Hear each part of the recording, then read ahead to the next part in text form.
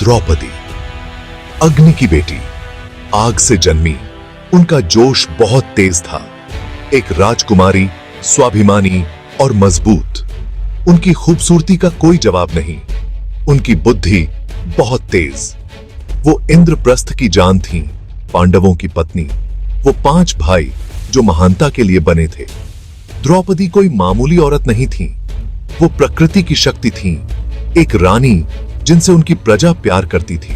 लेकिन लगता है कि किस्मत को कुछ और ही मंजूर था। एक चौसर का खेल, छल का जाल उनकी जिंदगी हमेशा के लिए बदलने वाला था।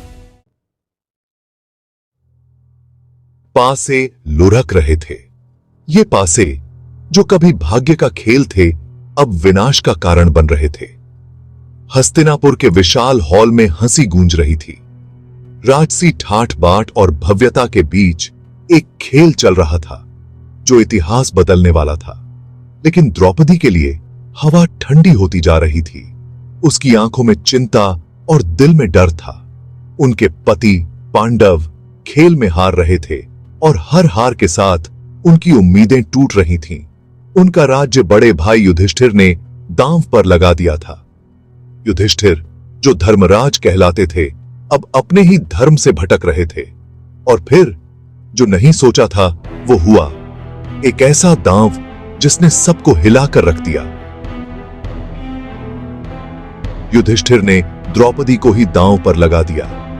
द्रौपदी जो पांडवों की शान थी, अब एक दांव का हिस्सा बन गई। एक ही बार में दुष्ट कौरवों से हार गए।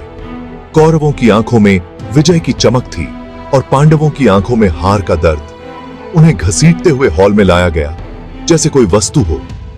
द्रौपदी का अपमान चरम पर था। न्याय के लिए उनकी गुहार अनसुनी रही। कोई भी उसकी मदद के लिए आगे नहीं आया। अपमान अंदर ही अंदर जैसे तेजाब की तरह जला रहा था। द्रौपदी की आंखों में अब बदले की आग थी जो भविष्य में एक महायुद्ध का कारण बनेगी। इससे तक नेके थी। दुर्योधन सबसे बड़ा कौरव अपनी जीत का मजा ले रहा था। उसकी आंखों में विजय की चमक थी और चेहरे पर एक घमंडी मुस्कान। उसने द्रौपदी को निर्वस्त्र करने का आदेश दिया, उनका हौसला तोड़ने के इरादे से। यह एक ऐसा क्षण था जिसने इतिहास को बदल दिया। लेकिन द्रौपदी अपमानित और क्रोधित, उन्होंने भगवान कृष्ण को पुकारा। उनकी पुकार में दर्द और आक्रोश दोनों थे। उनके खुले बाल उनकी ढाल बन गए। उनका मान दैवीय हस्तक्षेप से बचा रहा। यह एक चमत्कार था जिसने सभी को स्तब्ध कर दिया। उनके चेहरे से आंसू बह रहे थे, लेकिन उनकी आवाज साफ सुनाई दे रही थी। उन्होंने कसम खाई। यह कसम उनके जीवन का उद्देश्य बन गई। उन्होंने कहा कि जब तक कौरवों को न्याय के कटघरे में नहीं खड़ा कर देती, चैन से नहीं बैठेंगी। यह प्रतिज्ञा उनके साहस और दृढ़ संकल्प का प्रतीक थी। इसी दिन ही धोखे ही, जब तक उनके अपमान का बदला नहीं लिया जाता। अश्व प्रतिज्ञा एक महिला की शक्ति और उसकी अदम्य आत्मा का प्रतीक बन गई। सालों का वनवास शुरू हो गया। द्रौपदी अपने राजसी सुख सुविधाओं से दूर अपने पतियों के साथ जंगलों और मुश्किलों में चली, लेकिन उनके अपमान की याद कभी नहीं मिटी। इसने उनके हौसले को और मजबूत कर दिया। वो अपने पतियों के लिए ताकत का सहारा बन गईं। उन्हें उनके कर्तव्य की याद दिलाती रहीं, उस अन्याय की जो उन्हें सहना पड़ा था। उन्होंने उनके गुस्से को बढ़ाया, बदले की आग को जिंदा रखा।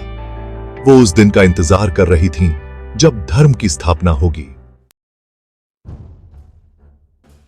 भाग 5, द्रौपदी की ताकत।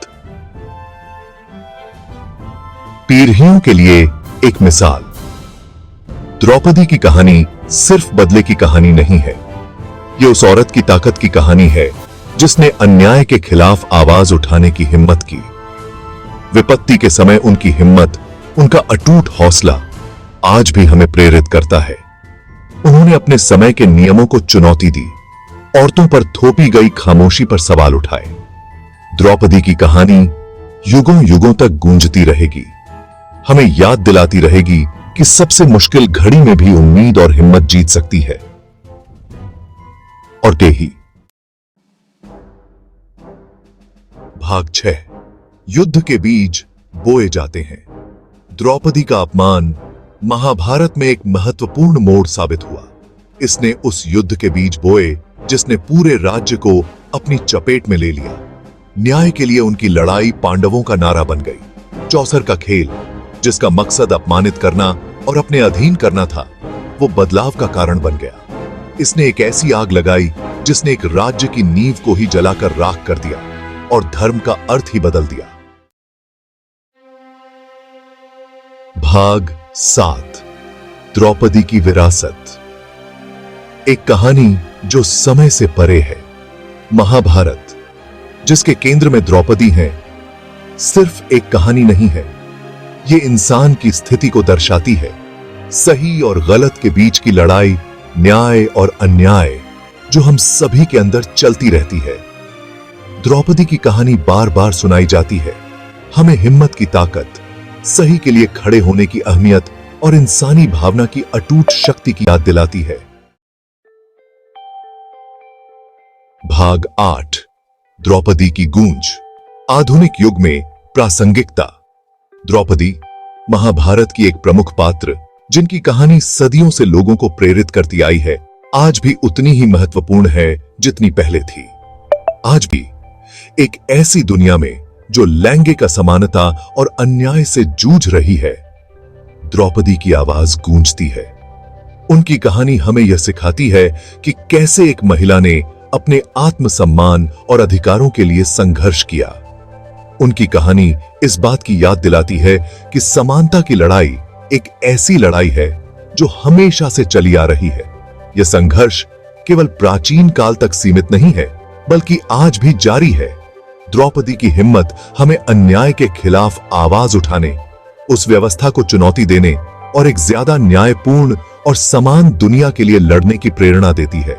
उनकी दृढ़ता और साहस हमें यह सिखाते हैं कि कैसे हमें अपने अधिकारों के लिए खड़ा होना चाहिए। उनकी विरासत हमें आह्वान करती है, हमें याद दिलाती है कि अत्याचार का सामना करते समय चुप रहना कोई विकल्प नहीं है। हमें अपनी आवाज उठानी चाहिए और अन्याय के खिलाफ लड़ना चाहिए, चाहे वह कितना भी कठिन क्यों न हो। द्रौपदी की कहानी हमें यह भी सिखाती है कि साहस और दृढ़ता के साथ हम किसी भी चुनौती का सामना कर सकते हैं और एक बेहतर समाज का निर्माण